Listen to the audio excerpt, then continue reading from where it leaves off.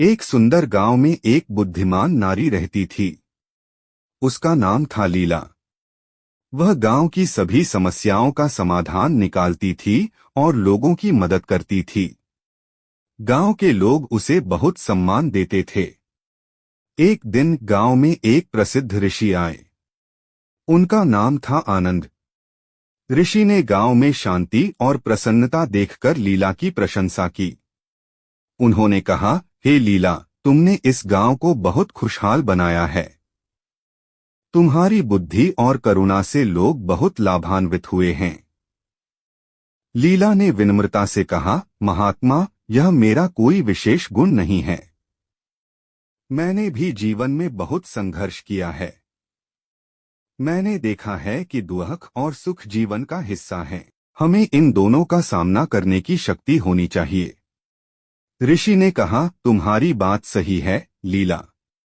जीवन में उतार चढ़ाव आते रहते हैं।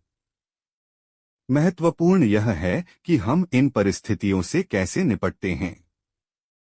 हमें धैर्य और शांति बनाए रखनी चाहिए। लीला ने पूछा, महात्मा, आप जीवन में क्या सीखे हैं?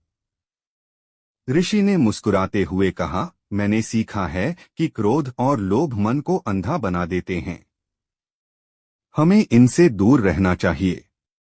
हमें दूसरों की मदद करनी चाहिए और हमेशा सत्य का मार्ग अपनाना चाहिए। लीला ने कहा, महात्मा, आपकी बातें बहुत सार्थक हैं। मैं इन बातों को हमेशा याद रखूंगी। ऋषि ने कहा, लीला, याद रखो, ज्ञान केवल किताबों में नहीं मिलता है। यह जीवन के अनुभवों से भी सीखा जा सकता है। हर व्यक्ति के पास कुछ न कुछ। विक्रम एक प्रतिभाशाली युवक था। पढ़ाई में अव्वल, खेलों में दक्ष और कला में रुचि रखने वाला। लेकिन जीवन ने उसके साथ एक ऐसा खेल खेला कि वह धीरे धीरे खुद को ही भूलने लगा। सब कुछ एक दिन में ही बदल गया। एक सड़क दुर्घटना ने उसके माता पिता को छीन लिया। अकेलापन उसे घेरने लगा। घर जो कभी खुशियों का घर था, अब एक खालीपन सा लगने लगा।